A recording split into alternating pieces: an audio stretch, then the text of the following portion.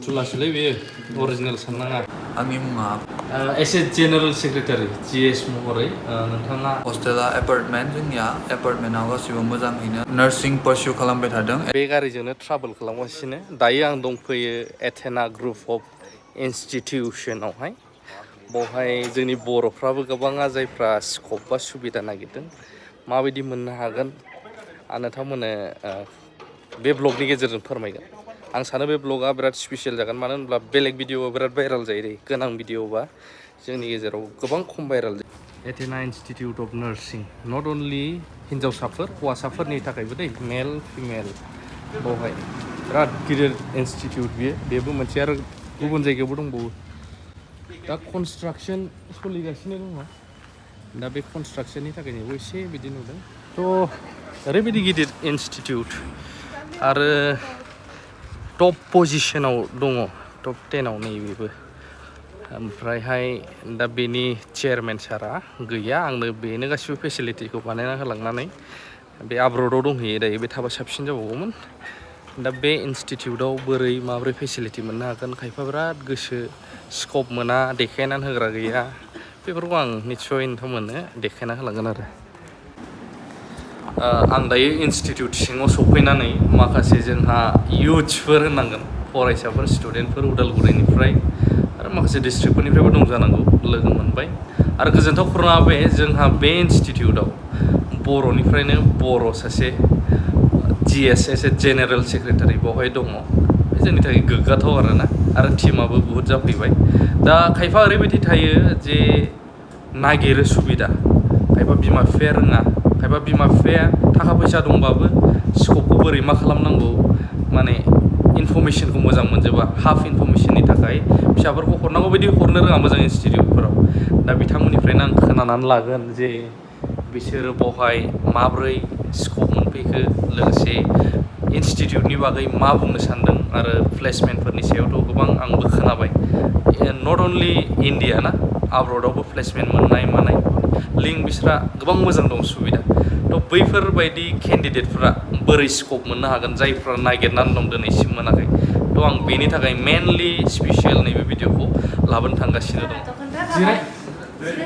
ओरैनो जिरायनो जुबिन गार्डखौ नायदों नोंसोर नाया बेंगलराव जुबिन दंफैयो ओरैहाय दङ फंबाय प्रिन्स दैमारि ना एसे जेनेरेल सेक्रेटारि नायनो हागोन आच्छा मुसाहारि आच्छा ओरै सासे ब्रादार ए फंबाय नोंनि आच्छा जेनेरेल सेक्रेटारिनि इन्ट्रडाक्सन सिनायथिखौथ' आं ससेबाबो होखाबाय नामखौल'सो गावनिफ्रायनो ब्रिफ माने गुसुङै सुंद'यै इनस्टिटिउसननि बागै आरो बर' यांस्टार्सफोरनि थाखाय मा बुंनो सानो आं माखासे सोंलु बिथांनिफ्रायनो मिथिनानै लागोन आरोना गोबाव जाफैबाय बिथाङाबो मा कर्स खालामफैदों माबोरै मोनदों एसेब्लाबो बिनिफ्राय नोंथांनि ब्रिफ इन्ट्रडाक्सन जादों आंनि मुङा प्रिन्स दैमारि आरो आं उदालगुरि डिस्ट्रिक्टनि सिङाव थानाय नर्थ जामफ्राबारि गामिनि सासे इयुथ आरो आं नैबे एथेना इनस्टिटिउट अफ नार्सिंआव आं BSc नार्सिं पारसिउ खालामबाय थादों आरो आं 3rd इयाराव देग्लाय स' S a general secretary GS महरै नोंथाङा मा बुंनो सानो बे इनस्टिटिउटनि बागै माबायदि एस ए GS थ' आङो बे इनस्टिटिउटनि सायाव आंनि पारसेपसना मोजाङानो जेरै जोंहा फरायनायजोंल' नङा नाथाय एक्सट्रा कारिकुलार एक्टिभिटिस जिथु होनो बियो गासैबो मोजाङै सोलियो गासैथिंबो स्पर्ट्सखौ लानानै बा बेलेग कलेजाव इन्टार कलेजियेट बा बेलेगाव कम्पिटिसनफोराव जोंनि कलेजनिफ्राय लाङो आरो जोंहा गावनिनो क्लाब दङ AFC होननाय जिखौ जों रेजिस्टार खालामबाय उइकलि जोङो जेराव जों फुटबल बा क्रिकेट प्रिफार खालामो बेसि जोंनि नर्थ इस्टनि स्टुडेन्ट बहुत दंफायो आरो बर'फोर जायहा इन्टारेस्टेड बे फुटबल आरो क्रिकेटाव बाहागो लायो जेरै आरो फार्स्ट प्रिफार जोङो जोंनि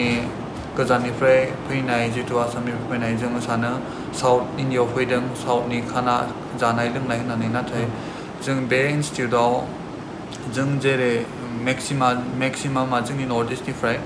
जेरै जों जानायखौ प्रिपेयार खालामो जेरै जों स्टुडेन्टसनिफ्राय लायो जोङो फिडबेकखौ स्टुडेन्टसा मेक्सिमामा मा जानो जोंनि नर्थ इस्टनिया बेखौ जों प्रिफार खालामो आरो बे कलेजा एन्टि रेगिं जेबो रेगिं सेगिं बिदि जाया जों गासिबो सिनियर बा जुनियर मोजाङै अनलायनानै थायो मोजाङै गोरोबलायनानै थायो आरो हस्टेल बा जोंहा गावनो हस्टेला एपार्टमेन्ट जोंनिया एपार्टमेन्टआव गासिबो मोजाङैनो आरो साफा आरो जोंनि मेनेजमेन्टआ मोजाङैनो मेनेज खालामलांगासिनो दङ दिनैसिम जेबो बिदि फांफुं जाथ'वाखै दिनैसिम आरो आसा खालामदों फिउचारावबो जाया बिदि होननानै आरो जानायबो नङा थ' बथ मेल एन्ड फिमेल गासिबो दंना क्लासाथ' नोंसिना जोंनिया बथ मेल एन्ड फिमेल मोनसे क्लासाव जेबो बिदि जेनेबा गासिबो मोजाङैनो दोङो मोनसे क्लासावनो एटेन्ड खालामो साप'ज first year both male and female but क्लासा सेपारेटल' जायो BSc आ सेपारेट आरो JNM आ सेपारेट क्लास जायो मेनलि आं दा सोंनो सानबावनाय बेसो नोंथाङा फिन खेब सोंबावगोन आं मा कर्स लादों आरो मा मेसेज होनो सानो जाय बर'फोर गथ'फोर माखासे स्कप मोनाखै नागिरनानै दिन्थिग्रा गैया लामा दिन्थिग्रा बिथांमोननि थाखाय मा मेसेज होनो सानो आरो मा कर्स मेनलि बेवहाय मोननो हागोन जोङो साप'ज जोंनि बर'फोर जों गोजान जायगायाव थायो आं मेसेजखौ आङो BSc थर्ड इयार नार्सिं पारसिउ खालामबाय थादों एथिना ग्रुप अफ इन्स्टिटिउसनाव बेंगलर जितु जायगायाव आरो आं जितु मेसेज होनो सानदों आंनिथिंफ्राय जे बेनो जोंनिया दानि जुगाव जोंनि गोबां सेंग्रा सिख्ला बा मस्टलि सेंग्राफोरानो गोबां गावनि हाई सेकेन्डारि उनाव आन्दायना बा स्कप गैयि जानानै दङ जोंनि जायगायाव बा ग्रेजुवेसन खालामनाबो खोब खमानो फार्दार स्टाडिस खालामो मेक्सिमामानो ड्रप जायो ग्रेजुवेसननि उनाव ओंखायनो जितु जों नार्सिं खालामबोला दा साप'ज BSc नार्सिं खालामबा बा JNM नार्सिं खालामबा जों रावबो दिनैसिम रावबो जनानै थायाखै बा प्राइभेटआव बा गभर्नमेन्ट बा NRHMआवनो जोङो मावनानै थायो रावबो जोंनि एरियायावबो बा गुबुन जायगायावबो जों ओरैनो जना थायाखै हाबा मोनथारो आरो फायदाया मानो जोंहा एब्रडाव हांनाया BSc नार्सिं खालामना BSc नार्सिं खालामनायनि उनाव IELTS होननाय मोनसे एग्जाम दङ बा MOET बा लन्डनाव बा दुबाइफोराव बा फरेन कान्ट्रिसाव थांनो हानायनि मोनसे लामा जा जादों बे BSc नार्सिंनि उनाव बा पस्ट BScनि उनाव जोंहा इजि वे टु गो एब्रड जोंहा बे लामाया इजिथ' आरो जियाव जोङो जेनेबा जोंनि आर्निङा जोंनि एरियायावथ' जेनेबा मेक्स आर्निं खालामो खिन्थु आर्निं बा जोंनि स्कपआ गैजो आरो नार्सिङाव दा जोंनि मानसिफोरा सानो जि नार्सिं खालामबा बे बिजि थुनानैल' जाना थागोन बे नङा खिन्थु जोंहा बिनि बारगा गोबां स्कप दङ जेरै जोङो हस्पिटालनि हेड जाहैनो हायो जेरै जोङो MSc आरि खालामनानै जोङो BSc खालामखांनायनि उनाव डाइरेक्ट जोङो एसिस्टेन्ट टिचार बा टिचार जाहैनो हायो मोनसे कलेजाव जिखौ जोङो JNMफोरखौ जोङो टिचिं खालामगोन आरो 5 इयार्सफोरनि उनाव जों 10 इयार्सनि उनाव जों प्रफेसर जाहैगोन BScनि आरो जोङो बे BScखौ फरायबाय थानानै जोङो फरायनायनि उनाव जोङो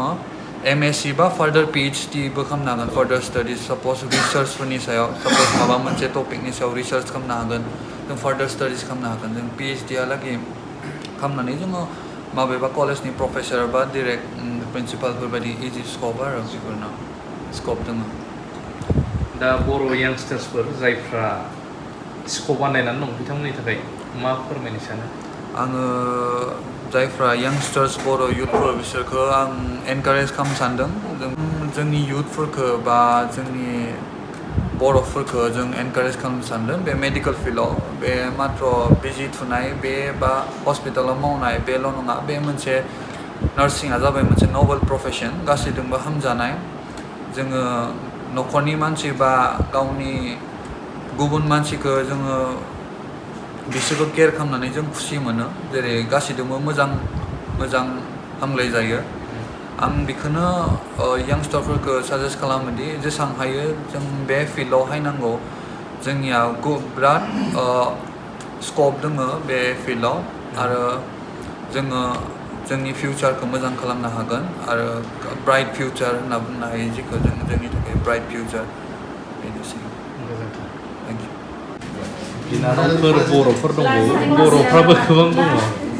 माने बिसोरो GNM BSc खालामनायनि गोबां खस्थ'यैबाबो फरायफैदों स्कप मोनो आरोना बिसोर ज' दङ गोबां बर'फोर दंफैयो माने फ्रि टाइम मोननायफ्रा दा लोगो मोनफैदों नोंथांमोना गोबाङा नुखाबाय बिथांमोननि बिबुंथि आरो जोबोद मोजां मोनदों लोगो मोनफैनानै आं नेक्स्ट भिडिअआवहाय नैबेखौ देखायगोन जे बे सिङावहाय इनस्टिटिउसनाव बिथांमोनखौ फोरोंनाय माखासे नोंथांमोना गोबाङा नुफेराखैबो जानो हागौ बेफोर बुस्थुखौ बेखौ देखायगोन आरो लोगोसे आं बेखौबो फोरमायलांजोबगोन जे नोंथांमोना बावहाय बोरै स्कप बा सुबिदा मोनफैनो हागोन गाव गावनि फिसाफोरखौ जायफ्रा हरनो गोसो मोजां कन्टेक्ट मोनाखै बोरै हरनो गोसो मानो होनब्ला जोंनि गेजेराव गोबां ओरैबायदि थायो माने एजेन्टफोरबो थायो लाबोयो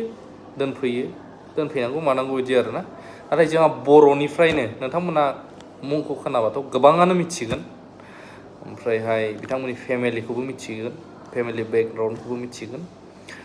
बिथां मेडाम मोना माने गावसोरनो बावहाय स्टाफ हिसाबै एज ए एजेन्ट हिसाबै नङा स्टाफ हिसाबै गोबां गथ'फोरखौ बर' गथ'फोर आरो जोंनि आसामनि गथ'फोरखौ स्कप होफैदों मोजां स्कप बावनो जोंहा एस ए नेसनेलिटि इण्डियायावबो गोबां प्लेसमेन्ट प्लास मोजांसिन बाथ्राया बे आब्रडआव जायफ्रा आउट अफ इण्डिया फरेनाव मावहैनायनि आरो मोनसे मोजां बावा बेनो हटेल मेनेजमेन्ट सिस्टेमेटिकेलि बावहाय ट्रेनिं लानायजों 3 स्टार 5 स्टार आरो आब्रडआवबो बेबायदिनो 5 स्टार 7 स्टार हटेलावहाय प्लेसमेन्ट मोननायनि सुबिदा जे रिकगनाइज इउनिभारसिटिनि आन्दाराव बिसोरो नैबेखौ मेनेजमेन्ट टिम हिसाबै रान खालामदों जोबोद मोजां आरोना बेफोरो माने मोजां सुबिदा गोनां आरो मोजां कन्टेक्ट थाखानाय मानसिफोर गोबां मोननो थान बेखायनो आं नोंथांमोननो बाव फुरा इनफरमेसनखौ होगोन कन्टेक्टखौबो आं होनानै होखादों बे आरोना कन्टेक्ट खालामनो हागोन